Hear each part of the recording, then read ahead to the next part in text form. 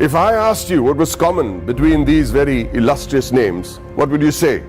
Mr. Kumar Mangalam Birla, Mr. Motilal Oswal, Mr. Suresh Prabhu, Mr. Shekhar Kapoor, Mr. Piyush Goyal, Rakesh Jhunjhunwala.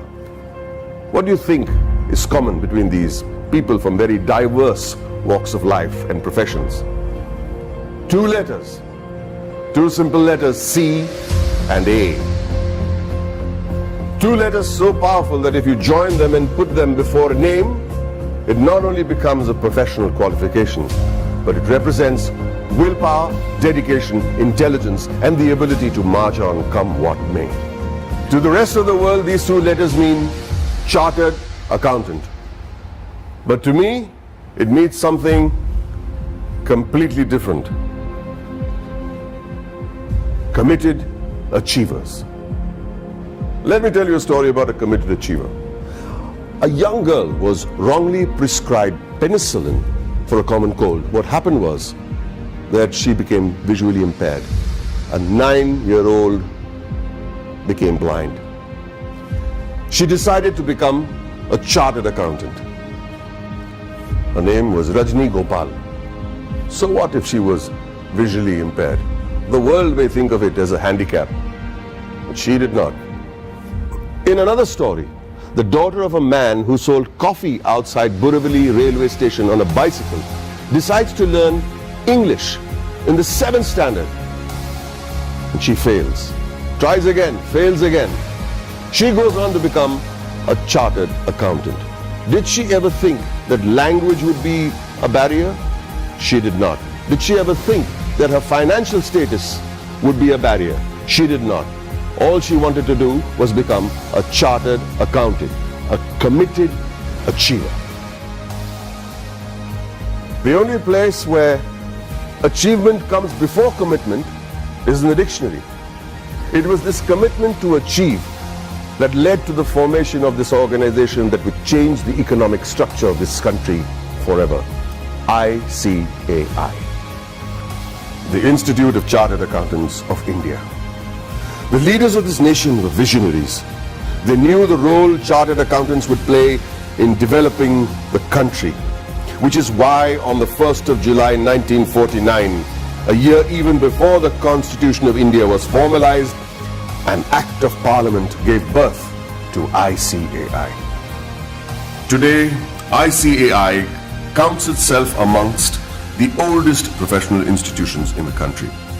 Born as a regulator of accounting profession to aid the economic growth of the nation, it is the second largest professional accounting and finance body in the world in terms of members, with a current roster of about 2.5 lakh members and counting as I speak, with a presence of about 71,000 female chartered accountants and 3.5 lakh girl students.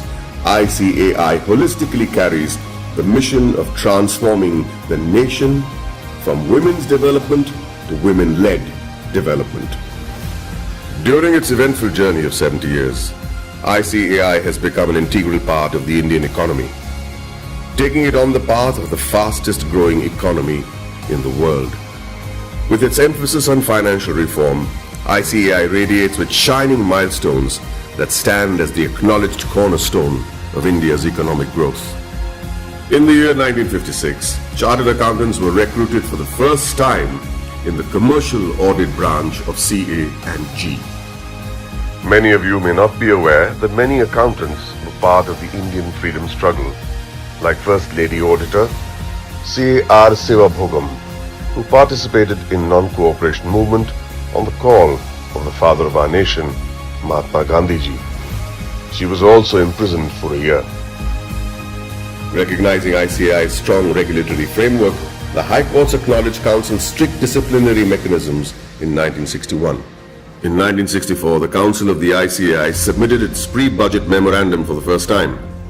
The memorandum contained useful suggestions for reorientation of taxation policies and procedures to the Finance Ministry. The process was so helpful that it is being practiced ever since. In the 70s, the ICAI started rendering free advisory services to SMEs and small taxpayers on maintenance of accounts, tax paying, and other financial matters. Not only did it enhance the financial literacy of businessmen and citizens, more importantly, it started the industrial growth in the country. It also collaborated with the government to enlarge the scheme of scholarships.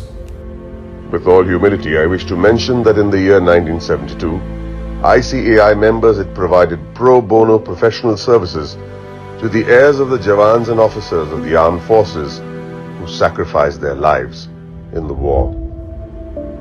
Complete exemption from tuition and registration fee of the institute was also granted to the children of Amar Jawans and officers. The 80s saw widespread gloom in India's macroeconomic performance due to the prevailing conditions in the country. However, during the period between 1980 and 1990, the economy began to improve and growth rate accelerated. The government appointed CA members on various committees like boards of public sector undertakings and nationalized banks. The government also appointed ICAI as an expert and independent advisor on company law, fiscal and various other committees. The corporate sector, the public sector corporations, cooperative societies and public trusts were brought under the accounting discipline by legislation.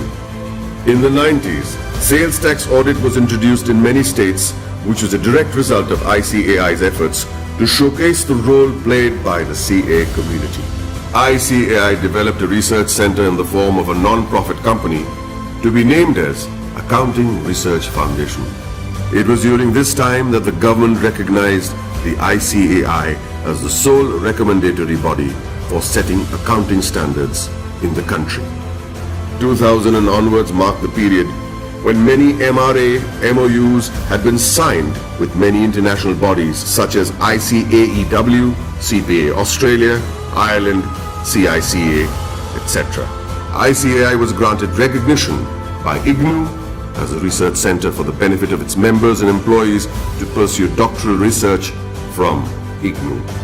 eSahayata was launched as an electronic service for members and students of ICAI to provide prompt services against their queries, complaints, and grievances. In 2007, ICAI decided to recognize the CA leaders in industries, which gave birth to a glittering awards function. In 2009, ICAI was awarded the Recognition of Excellence Award by the then President of India, Srimati Pratibha Patil. In the year 2014, the Honorable Prime Minister of India, Sri Narendra Modi, nominated ICAI for the Swachh Bharat Abhiyan. Under the banner of Swachh Bharat Abhiyan, Swachh Vidyalaya Abhiyan was launched in the year 2015 to provide separate toilets for boys and girls in all government schools throughout the country. ICAI undertook a pilot study for the Indian Railways. The in-depth cost analysis helped in streamlining the running of the railways. Considering the importance of the legislation, namely black money, and the imposition of Tax Act 2015, CBDT decided to go all out and conduct workshops with ICAI to clarify any doubt the assessees may have had. ICAI was chosen as the preferred institution to partner with the Government of India to create awareness and maximize the potential of the Income Declaration Scheme 2016. ICAI, jointly with the Ministry of Finance and the Ministry of Commerce and Industry, organized events at more than 470 locations across the country.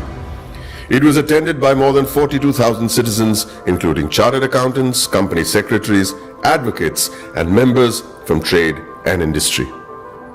ICAI's contribution to the scheme was acknowledged by Shri Arun Jaitley, Honorable Minister of Finance and Corporate Affairs. For the benefit of its members, ICAI established the Indian Institute of Insolvency Professionals of ICAI. ICAI extended its technical and infrastructural support towards the accounting reforms of various government offices. This meant moving from cash to accrual system of accounting after assessing the tremendous positive impact on national financial reporting. It was also an important year for the Indian economy, with GST being touted as the game changer, leading to one nation, one tax. ICAI, as always, was there to partner the government towards effective and smooth implementation of GST throughout the nation. As a result, ICAI and CA members became a proud knowledge partner for GST success. For a clearer understanding of GST, ICAI carried out more than 3,000 programs benefiting more than 2.5 lakh participants. ICAI also established GST Sahayata desks all across the country to facilitate small businessmen, traders, shopkeepers, and the public at large. ICAI has created a milestone by launching various incubation centers. In line with the Prime Minister's vision to support startups, ICAI is providing massive platforms to help CAs start their businesses. Not many people know that there is an accountancy museum in India, or that the ICAI is the first accounting body in the world to start a digital accounting and insurance board, or that there are 3 forensic labs in India to monitor financial bungling and frauds. With this, the ICAI is keeping its eyes and vision firmly on the future. The ICAI has a very strict code of ethics. Its motto is taken from the Upanishads, Yayeshu Sapteshu Jagriti, which translates as the one that is awake in those that sleep. Here's to the guardians who stayed awake and protected us while the rest of us slept.